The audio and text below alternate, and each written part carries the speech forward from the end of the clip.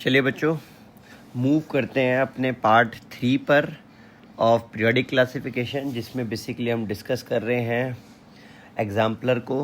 Right, तो बेटा exemplar का क्वेश्चन नंबर 21 हमसे क्या कह रहा है? हमसे कह रहा है which of the following have no unit. Right, इनमें से किसकी बेटा कोई यूनिट नहीं होती। देखो बेटा, अब अगर आप देखो, आप इलेक्ट्रॉन गेन एंथैल्पी और आयोनाइजेशन एंथैल्पी, इन दोनों की यूनिट बेटा किलो जूल पर मोल में होती है। राइट बेटा, इलेक्ट्रोनेगेटिविटी की कोई यूनिट नहीं होती। एक बात तो आपने ये याद रखनी है बेटा, इलेक्ट्रोनेगेटिविटी एक यूनिटलेस क्वांटिटी है, नो यूनिट। और बेटा दूसरा आपने याद रखना है, मेटालिक कैरेक्टर जो होता है ये भी एक यूनिटलेस क्वांटिटी है, इसकी भी कोई यूनिट नहीं होती, नो यूनिट। राइट, तो आंसर हो जाएगा बेटा ए एंड डी पार्ट। आगे बढ़ जाते हैं बच्चों। आयनिक रेडियस वेरी इन, बेटा इसने हमसे पूछा है कि आयनिक रेडियस जो होती है वो वेरी करती है इन। बेटा inverse proportional to the effective nuclear charge, याद रखना। राइट बेटा, आयनिक रेडियस जो होती है वो उतनी ही कम होगी जितना ज़्यादा इफेक्टिव न्यूक्लियर चार्ज होगा, पहली चीज़। दूसरी चीज़ बेटा, वो डायरेक्ट प्रोपोर्शनल होती है to the screening effect.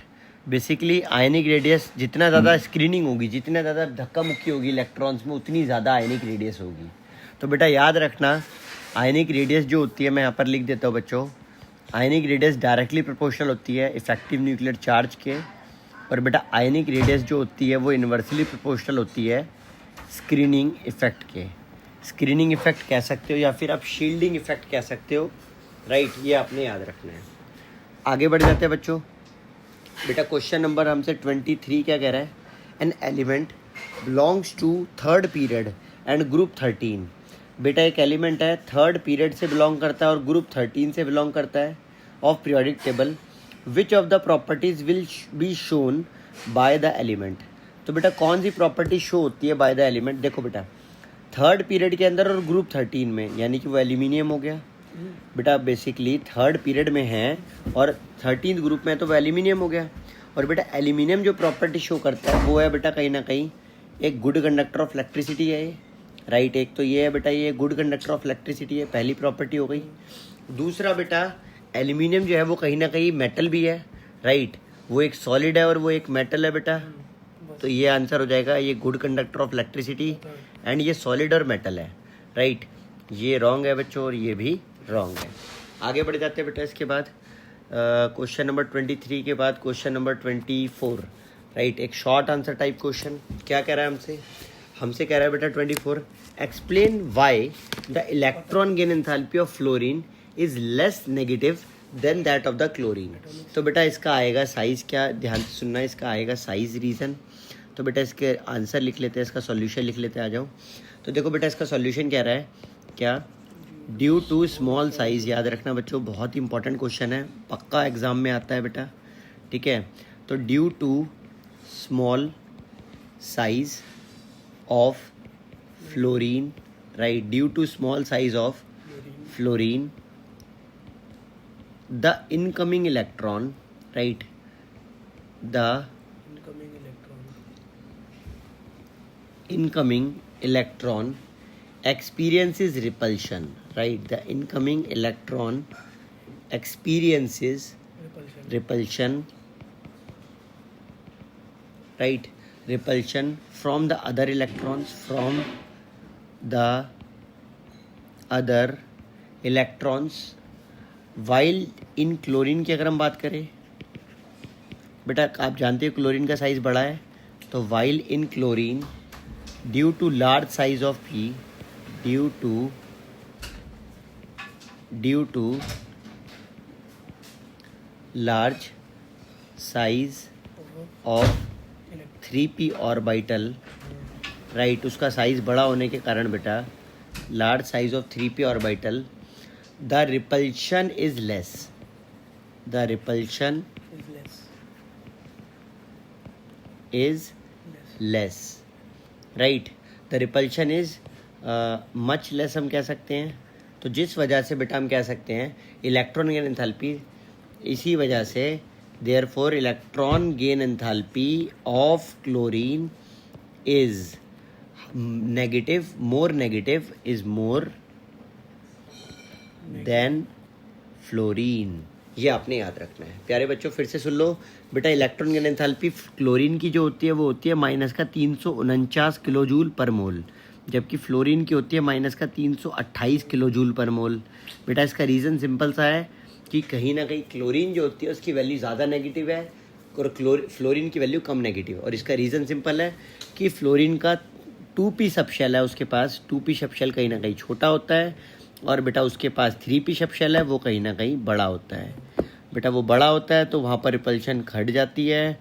Repulsion घट जाने से अपकमिंग इलेक्ट्रॉन को कोई असुविधा नहीं होती, जबकि वहाँ पर बेटा कहीं ना कहीं अपकमिंग इलेक्ट्रॉन को असुविधा होती है रिपल्शन से, और जिसकी वजह से आने में थोड़ी सी डिफ़िकल्टी आती है और एनर्जी कम रिलीज़ होती है।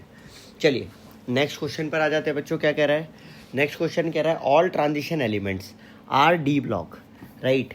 All transition elements are d block but all d block elements are not transition element. बेटा बहुत इंपॉर्टेंट क्वेश्चन है, ध्यान से सुनना बच्चों। देखो बेटा, डेफिनेशन की अगर हम बात करें ना ट्रांजिशन मेटल्स की, तो आपको उसी के अंदर सारा आंसर मिल जाएगा।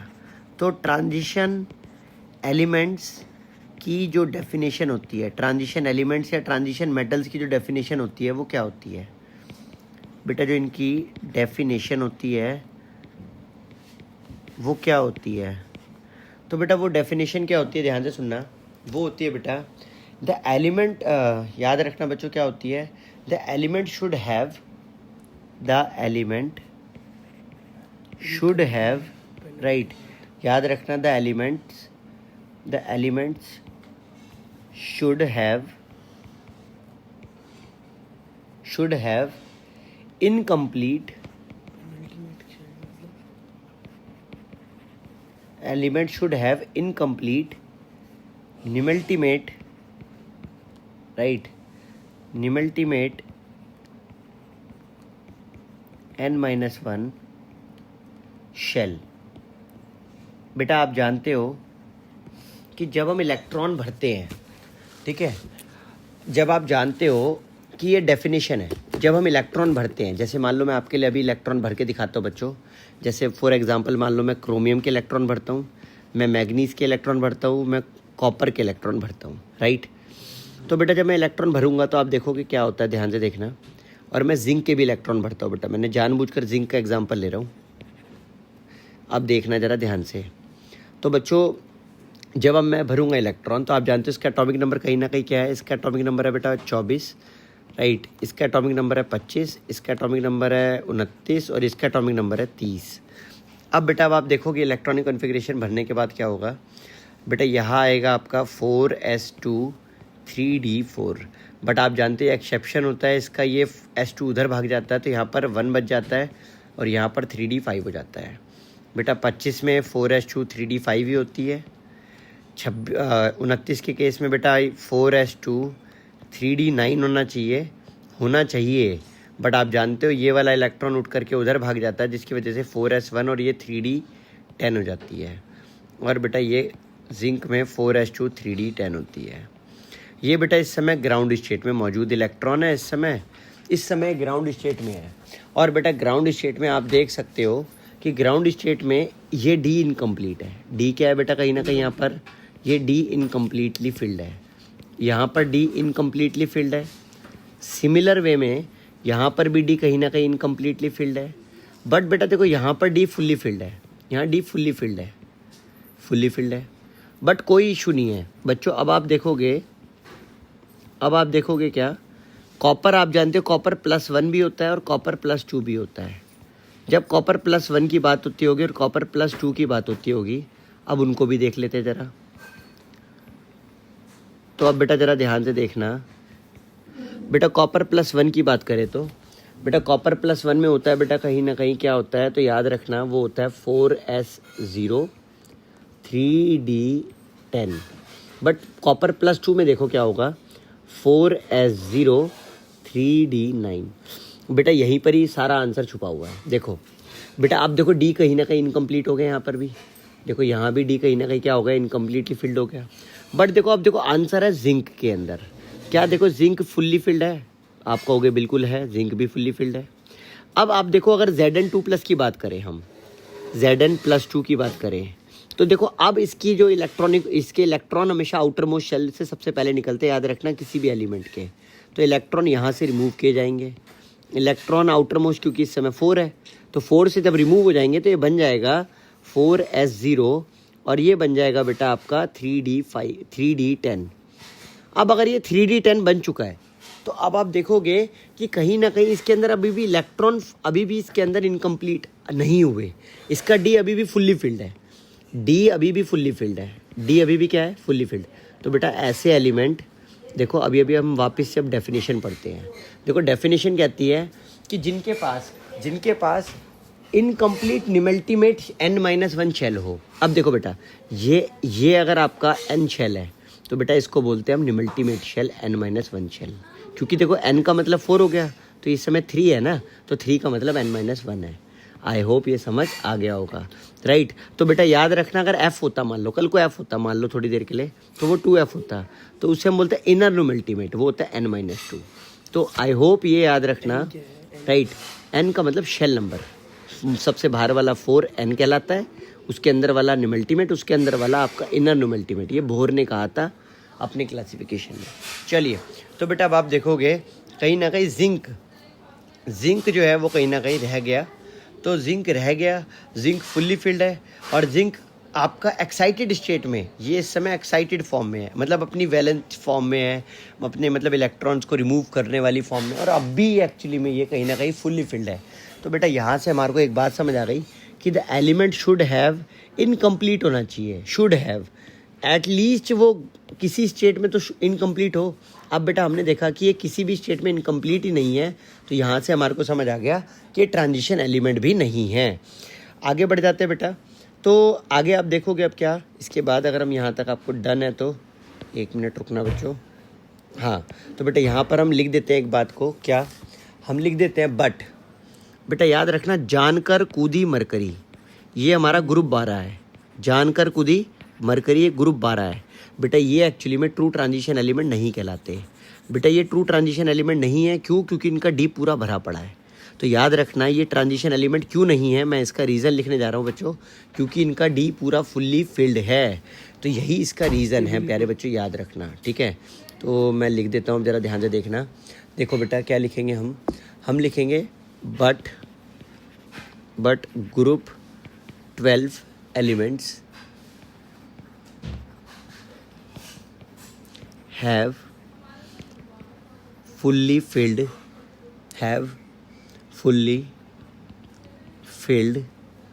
numaltimate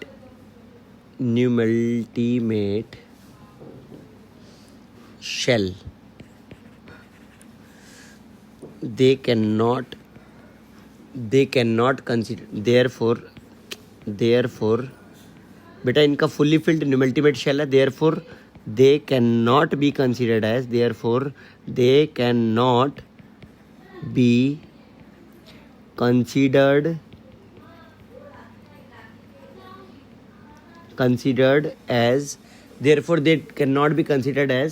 transition metals. ये आपने याद रखना है बच्चों, इनको हम ट्रांजिशन मेटल्स की तरह कंसीडर नहीं कर सकते। इनका जो ये रहेगा शेल, ये फुल्ली फिल्ड रहेगा, राइट। इसका भी अभी हमने देखा 4s2 3d10, इसका जो रहता है बेटा वो रहता है 5s2 4d10, राइट 4d10। और बेटा इसकी अगर हम बात करें मरकरी का, तो मरकरी का रहता है 6s2 5d10, है ना।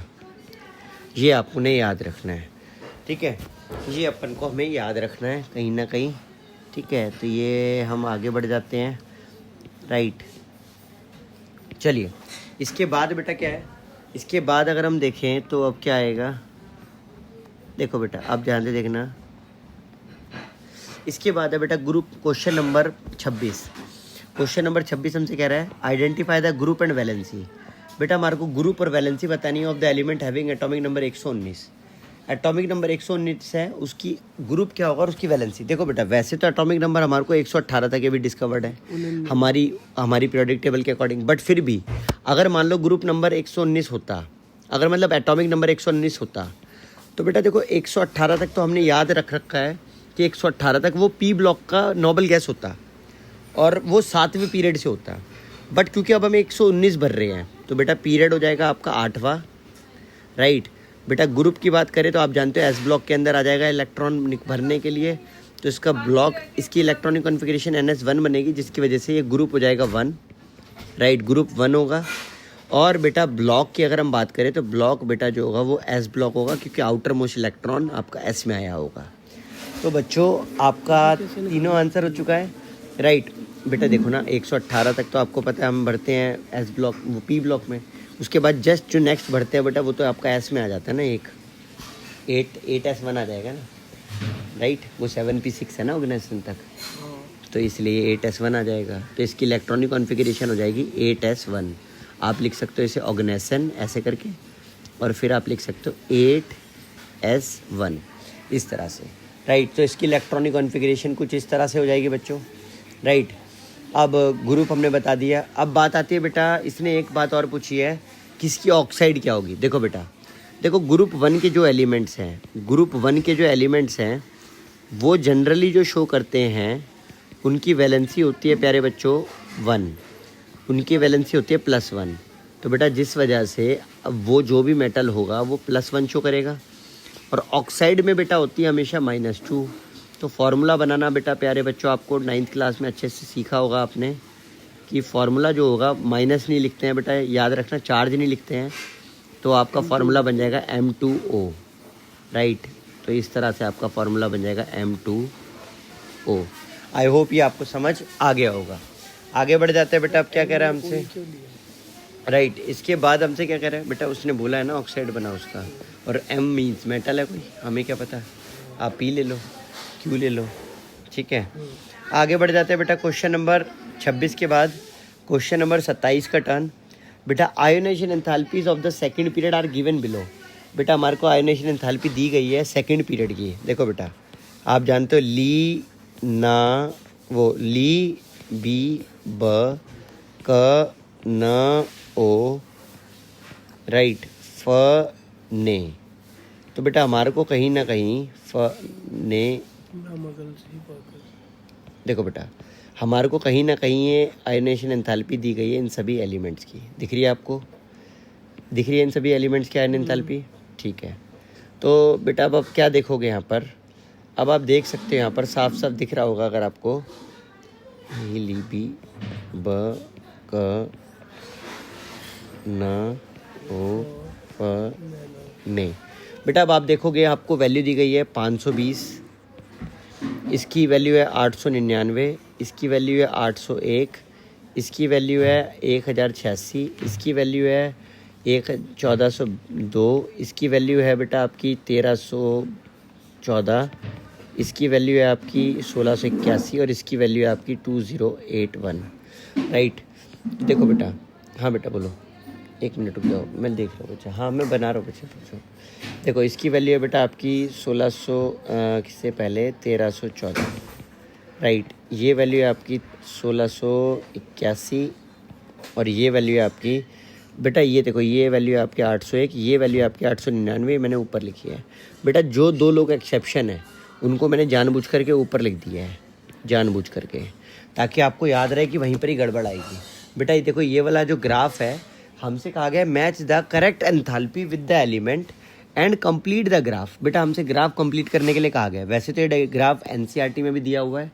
देखो बेटा ये बेसिकली ना जो एंथैल्पी होगी यहाँ पर, ये बेटा कहीं ना कहीं आपकी लिथियम की होगी। लिथियम की वैल्यू ये 496 होती है, और ये ऑलमोस्ट 500 के आसपास ही है, ये 496 ही है ऑलमोस्ट, ठीक है। तो यही शायद लिथियम की होती, शायद नहीं 520 ही होती है लिथियम की, राइट है। तो देखो मेरी बात सुनना, ये कहीं ना कहीं लिथियम होगा प्यारे बच्चों। इसके बाद बेरिलियम की ऊपर गई होगी, बट बेटा देखो अब एकदम से क्या हुआ होगा ना, यहाँ पर ही गड़बड़ आई होगी। बेरिलियम की जो आयन एंथैल्पी है वो एकदम से ज़्यादा होती है, बट आप जानते हो बोरॉन की कम होती है। बोरॉन की कम होती है तो वो कम आ जाएगा। फिर आप जानते हो बेटा अब क्या होगा, अब ये होगा कि ये ग्राफ आगे बढ़ेगा, ये ग्राफ आगे बढ़ेगा ऑब्वियसली एंथैल्पी। अब देखो बोरॉन से हम आ गए कार्बन पर, कार्बन पर जब हम आ गए हैं तो आयनेशन एंथैल्पी हो जाएगी 1000 के आसपास कुछ समथिंग, तो ये आगे आ जाएगा ग्राफ। अब इसके बाद आप जानते हो फिर ये ग्राफ नाइट्रोजन पर जाएगा। नाइट्रोजन पर आप जानते हो ये ग्राफ और ऊपर जाएगा, कहीं ना कहीं आप कह सकते हो, है ना, ये ग्राफ कहीं ना कहीं और ऊपर जाएगा लाइक दिस। अब चूंकि उसकी वैल्यू कहीं ना कहीं नाइट्रोजन की 1400 के समथिंग है। फिर आप जानते हो एकदम से ग्राफ ये ऑक्सीजन पे जाएगा 1300 पर, तो ये कहीं ना कहीं ग्राफ थोड़ा नीचे आ जाएगा, राइट। इसका ग्राफ थोड़ा सा नीचे आ जाएगा। बट आप जानते हो फ्लोरीन की वैल्यू फिर से कहीं ना कहीं ज़्यादा है बहुत, और वो भी 1600 तक पहुंच गई है वैल्यू। तो आप जानते हो इसको ग्राफ को ऊपर ले जाना पड़ेगा 1500 के ऊपर कहीं ना कहीं। और अगर आप देखो नियॉन की वैल्यू एकदम से हाई है, एकदम से 2000 है, तो बेटा इस ग्राफ को बिल्कुल ही आपको टॉप पर पहुंचाना पड़ेगा नियॉन के लिए। तो बच्चों अब आप देखो ये कहीं ना कहीं आपका क्या है, ये बोरॉन के बाद कार्बन का नंबर है, नाइट्रोजन का। ऑक्सीजन की एकदम से कम हुई है आयन एंथैल्पी, फ्लोरीन की बढ़ी, और नियॉन की एकदम से और थोड़ी सी ज़्यादा हो गई है। तो आई होप ये समझ आ गया होगा, राइट। तो ये आयोनाइजेशन एंथैल्पीज़ का ग्राफ आपको अगर क्लियर है, ठीक है, तो देखो बस यही था। आपको एक्चुअली में एक तो आयोनाइजेशन एंथैल्पी दे रखी थी, आपको बस उसको मेंशन करके दिखाना था, उसको ग्राफ को कंप्लीट करके दिखाना था। तो बेटा बड़ा आसानी से हमने कर लिया है, तो ठीक है, कुछ भी हर्डल ही नहीं आया इसमें तो, ठीक है। आगे बढ़ जाते हैं बच्चों। क्या कह रहा है देखो नेक्स्ट क्वेश्चन। बेटा नेक्स्ट क्वेश्चन प्यारे बच्चों हमसे कह रहा है among the elements boron, aluminium, carbon and silicon, right. Boron की बात करें तो बैंगन, आलू, कार्बन एंड सिलिकॉन, ये बेसिकली ग्रुप 14 है बच्चों, और ये ग्रुप आपका प्यारे बच्चों 13 है। तो ये आपके एलिमेंट्स दिए गए हैं। अब क्या कह रहा है ये हमसे कह रहा है बच्चों, क्या ये कह रहा है कि which element has the highest first ionization enthalpy. देखिए बेटा हाईएस्ट पहली आयोनाइजेशन एंथैल्पी किसकी है, और हाईएस्ट देखना बच्चों जरा, हाईएस्ट पहली आयोनाइजेशन एंथैल्पी किसकी है, and which element has the most metallic character. देखो बेटा सिंपल सी एक बात याद रखना, मेटेलिक कैरेक्टर जो होता है प्यारे बच्चों वो कुछ इस तरह से जाते टाइम बढ़ता है, राइट। मैं फिर से बोल रहा हूँ, मेटेलिक कैरेक्टर जो होता है बेटा वो कुछ इस तरह से बढ़ता है, ये आपने याद रखना है, लाइक दिस, राइट। एनसीईआरटी में अगर आप जाएंगे तो आप देखेंगे मेटेलिक कैरेक्टर जो होता है वो कुछ इस तरह से बढ़ता है आपका, ये आपने याद रखना है, राइट। मैं आपको बताता हूँ बढ़ता कैसे है। देखो बेटा बढ़ता ऐसे है कि ना, ये एक तो लेफ्ट में बढ़ता है और ये डाउन द ग्रुप जाते टाइम बढ़ता है। तो एक इसका रिजल्टेंट निकल के ये आता है जो आप में देख रहे हो पर्पल पेन से लिखा, हाँ यस, तो ये रिजल्टेंट निकल कर आता है। तो बेटा देखो अगर बात होती मेटेलिक कैरेक्टर की तो वो तो अभी हम कर लेते हैं। बात आती है आयोनाइजेशन एंथैल्पी की, हाँ जी, सीजियम का सबसे ज़्यादा होता है, सीजियम यहाँ किनारे पे बैठा ना, इसका सबसे ज़्यादा मेटेलिक कैरेक्टर होता है। अब मेरी बात सुनना बच्चों, देखो आपके क्या देखोगे, इसने बोला which element has highest first ion enthalpy. देखो सबसे ज़्यादा आयनाइजेशन एंथैल्पी पहले एलिमेंट की अगर हम देखें इन सब में किसकी है, वो भी सुन लो बच्चों। देखो बेटा ये याद रखना, आयोनाइजेशन एंथैल्पी जो है वो कार्बन की सबसे ज़्यादा होगी। क्यों? क्योंकि बेटा हम ना नीचे आते टाइम आयन एंथैल्पी घटती है, आयोनाइजेशन एंथैल्पी जो होती है बेटा वो याद रखना ऊपर जाते टाइम बढ़ती है। मैं फिर से बोल रहा हूँ, आयोनाइजेशन एंथैल्पी इस तरह से बढ़ती है और आयोनाइजेशन एंथैल्पी कुछ इस तरह से बढ़ती है, ये आपने याद रखना है। तो आयोनाइजेशन एंथैल्पी ऐसे बढ़ती है बच्चों, आयोनाइजेशन एंथैल्पी ऐसे बढ़ती है बच्चों, ये आपने याद रखना है। और मेटेलिक कैरेक्टर मैंने आपको बता ही दिया कुछ इस तरह से बढ़ता है, राइट। अगर आपको ये बातें डन है तो आओ जरा देखते हैं। इसने बोला which element has the highest first ionization enthalpy, तो बेटा आंसर आ जाएगा कार्बन। इसका रीज़न क्या आएगा, इसका आंसर आ जाएगा कार्बन। और इसने पूछा था अगर विच of the following element of the most metallic character, तो मोस्ट मेटेलिक में आ जाएगा बेटा एल्यूमिनियम। बट इसे हम फिर भी जस्टिफाई करते हैं, आओ जरा देखते हैं आंसर को प्रॉपर समझते हैं। तो सॉल्यूशन पहले हम बेटा कर लेते हैं फर्स्ट पार्ट का अगर हम सॉल्यूशन करें तो हमसे क्या कह रहा है, राइट। तो बेटा हमसे कह रहा है हमारे को 4 लोग दिए गए हैं, बेसिकली हमारे सामने लिखा ही हुआ है सब कुछ आपके पास है। Which of the following element has boron, carbon aluminium, silicon, ये सब दे रखे हैं। तो हमसे कह रहा है इसके अंदर क्या रहेगा। देखो बेटा हम लिखेंगे कार्बन हैज़, राइट, हम लिखेंगे कार्बन हैज़ हाईएस्ट, राइट, हम लिखेंगे बेटा क्या, कार्बन हैज़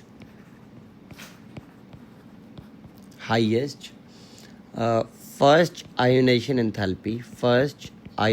एंथैल्पी, ठीक है बेटा। याद रखना ionisation enthalpy increase along the period, ionisation enthalpy जो होती है, ionisation enthalpy increase along the period.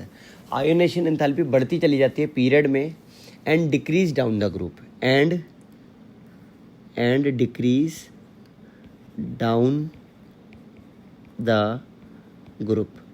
अगर आपको ये बात डन है प्यारे बच्चों की एंड एंथैल्पी ग्रुप में डिक्रीज हो रही है, तो तभी मैंने लिखा है ऊपर जाते टाइम बढ़ रही है और पीरियड में एक्चुअली में लेफ्ट टू राइट जाते टाइम बढ़ रही है।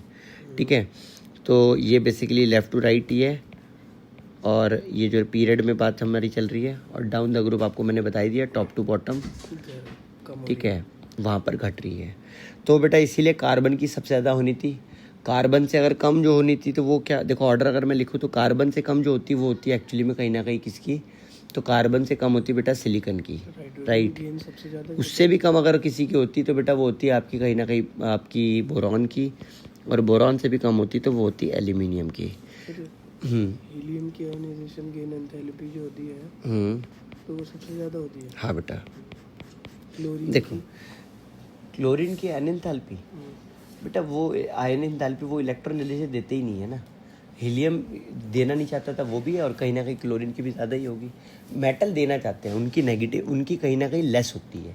नॉन मेटल की आयन एंथैल्पी की जिक्र हम कम करते हैं, हालांकि उनकी कमी हो, क्लोरीन की ऑब्वियसली जो होगी ज़्यादा ही होगी, क्योंकि वो इलेक्ट्रॉन देना तो नहीं चाहेगा ना, लेना ही चाहेगा। इधर देखो बेटा, अब आ जाते हैं हम इसके बाद नेक्स्ट पार्ट पे। इसने बोला है which element has the most metallic character, तो इसका भी हमने आंसर पढ़ लिया है। तो बेटा हम लिखेंगे aluminium has most metallic character. Right, तो हम इसका आंसर लिखते हैं aluminium has most metallic character. Right, aluminium has most metallic character. Right, और इसके पीछे रीज़न क्या आएगा, क्योंकि बेटा रीज़न आएगा मेटेलिक कैरेक्टर जो होता है बेटा वो कहीं ना कहीं डिक्रीजेज, मेटेलिक कैरेक्टर जो होता है वो कहीं ना कहीं क्या करता चला जाता है, याद रखना metallic character increase down the group. ठीक है, and decrease in a period. तो याद रखना metallic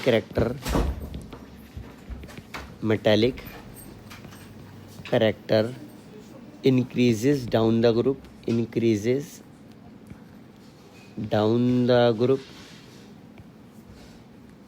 and increases down the group and decrease in a period and decrease in a period। तो बेटा इसका सिंपल सा अगर आपको बात समझ आ गई है तो इसका आंसर क्या हो जाएगा, इसका आंसर हो जाएगा बेटा कहीं ना कहीं जो मेटेलिक कैरेक्टर है वो सबसे ज़्यादा एल्यूमिनियम का होगा, इससे कम जो होगा बेटा वो कहीं ना कहीं बोरॉन का होगा, उससे कम मेटेलिक कैरेक्टर होगा बेटा वो नॉन मेटल का ही होगा। ऑब्वियसली वो नॉन मेटल कम ही रहेंगे, मेटेलिक कैरेक्टर में कमी शो करेंगे, और उससे भी कम कार्बन का। आई होप यहाँ तक 28 तक क्वेश्चन समझ आ गए हों बच्चों आपको। क्वेश्चन नंबर 29 और क्वेश्चन नंबर 30 आइए जल्दी जल्दी ख़त्म करते हैं। बेटा हमसे कह रहा है कि 4 characteristic properties of the P block elements. बेटा 4 कौन सी प्रॉपर्टीज जो पी ब्लॉक एलिमेंट शो करते हैं, ध्यान से सुनना। देयर आउटर, बेटा देखो सबसे इंपॉर्टेंट कैरेक्टरिस्टिक पहला जो मैं लिख रहा हूँ बेटा characteristic of P block element, ध्यान से सुनना। राइट, ये बेटा मेरे नोट्स में मैंने लिख रखा है बच्चों, याद रखना characteristics of P block elements. तो ध्यान से देखना पी ब्लॉक एलिमेंट्स के क्या कैरेक्टरिस्टिक्स हैं, याद रखना। पहला characteristic their outer most electronic configuration जो होती है, देयर outermost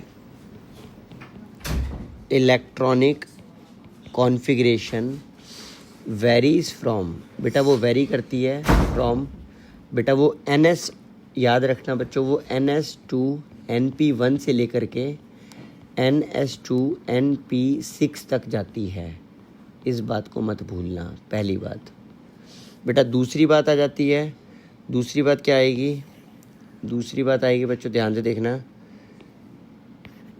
देखो दूसरा आएगा at the end of each period, बेटा हर पीरियड के एंड में there is a noble gas with stable configuration. तो याद रखना एट द एंड ऑफ, याद रखना पी ब्लॉक के अंदर ही है ये बेटा, याद रखना at the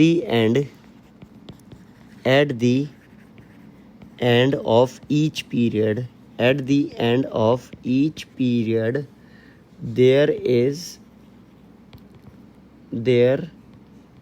is a gas with stable there is a noble gas with stable gas with stable configuration with stable electronic configuration, right है.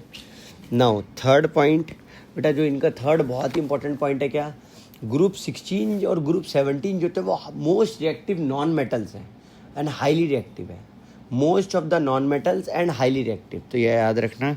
और देखो बेटा, ग्रुप याद रखना, ग्रुप 16 एंड ग्रुप 17 में मोस्ट रिएक्टिव नॉन मेटल, पहली बात तो सारे मोस्टली नॉन मेटल्स हैं, मोस्टली, राइट. तो group 16 and 17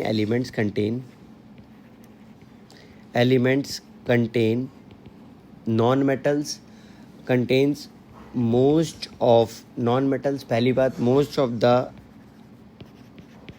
non-metals, right, most of the non-metals and highly reactive and halogens वगैरह. and highly reactive, yes, halogens, fluorines, highly reactive, जैसे fluorine बहुत ज़्यादा रिएक्टिव है, इस तरह से. चौथी बात अगर हम करें बेटा, चौथा क्या, पी ब्लॉक एलिमेंट्स जो होते हैं, P block contain all the metalloids, all metalloids also, P block contains all metalloids also, ठीक है. तो ये बड़ी इंपॉर्टेंट बात है कि P block elements contains all the metalloids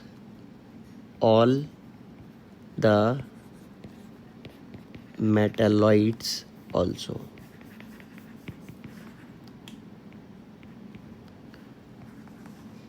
ठीक है, तो बस यही है बेटा जो हमारे सारे पॉइंट थे पी ब्लॉक के बारे में. आई होप यहाँ तक समझ आया होगा बेटा. अब नेक्स्ट क्वेश्चन हमसे क्या कर रहा है बेटा, choose the correct order of atomic radius. बेटा फ्लोरीन है एक तरफ नियॉन है, और बेटा इनकी रेडियस होंगी कुछ ना कुछ पिकोमीटर में, लिखा हुआ है पिकोमीटर में इनकी रेडियसेस है. कह रहा है कौन सा ऑप्शन जस्टिफाई करते हैं आपके अकॉर्डिंग. बेटा मेरी बात सुनो बच्चा, आप जानते हो लेफ़्ट टू राइट साइज़ घटता है, left to right size, left to right, जब भी हम लेफ़्ट टू राइट जाते हैं पीरियड के अंदर तो साइज़ डिक्रीज़ करता है, एटॉमिक साइज़ घटता है. और बेटा इसका कारण क्या है, एटॉमिक साइज़ डिक्रीज़ करता है, इसका कारण है इफ़ेक्टिव न्यूक्लियर चार्ज बढ़ता है. बेटा अगर इफ़ेक्टिव न्यूक्लियर चार्ज बढ़ता है जिसकी वजह से साइज़ घटता है, तो आप समझ सकते हो कि यहाँ लेफ़्ट राइट जाते टाइम कहीं ना कहीं फ्लोरीन का साइज़ स्मॉल होगा. बट बेटा आपको ये बात भी बताई हुई है मैंने कि नोबल गैसेस जो होती हैं बेटा, उनमें कहीं ना कहीं एकदम से हाई साइज़ होता है. उनमें नोबल गैसेस जो होती हैं उनके अंदर कहीं ना कहीं एकदम से एक्सेप्शनली हाई साइज़ होता है. नोबल गैसेस के अंदर एक्सेप्शनली लार्ज साइज़ होता है. बेटा इसका कारण क्या है, क्योंकि उनके अंदर होती है बेटा वैन डर वाल रेडियस, राइट. तो बेटा अगर आपको ये वाली बात डन है, वैन डर वाल रेडियस जो होती है वो बिगर होती है देन कोवेलेंट रेडियस, ये तो आपको पता ही है. वैन डर वाल रेडियस बड़ी होती है बेटा कहीं ना कहीं कोवेलेंट रेडियस से. तो बेटा फ्लोरीन के अंदर कहीं ना कहीं होगी कोवेलेंट रेडियस, राइट. फ्लोरीन के अंदर होगी कोवेलेंट रेडियस. बेटा नियॉन के अंदर होगी वैन डर वाल रेडियस. तो बेटा कहीं ना कहीं ये बहुत बड़ी होगी, राइट, ये बहुत बड़ी होगी. तो बेटा इसका आंसर अब देखो 160 हो नहीं सकता, क्योंकि इनकी डिफरेंसेस ज़रूर होगा. बेटा 72 भी नहीं हो सकता. बेटा यहाँ पर साइज़ डिक्रीज़ हो रहा है, इसका मतलब है फ्लोरीन का साइज़ 160 और नियॉन का साइज़ कहीं ना कहीं 72 है, जो कि पॉसिबल नहीं है. तो बेटा आंसर ए हो जाएगा. ए आंसर क्यों हो जाएगा बेटा, क्योंकि इसका साइज़ स्मॉल होगा और इसका साइज़ कहीं ना कहीं बिग होगा, राइट. तो इसका साइज़ बिग है, तो बेटा ये कहीं ना कहीं हो जाएगा 160 पिकोमीटर. आई होप प्यारे बच्चों आपको इन्जॉइंग हुई होगी ये वीडियो, मज़ा आया होगा पढ़ के. बाय बाय प्यारे बच्चों.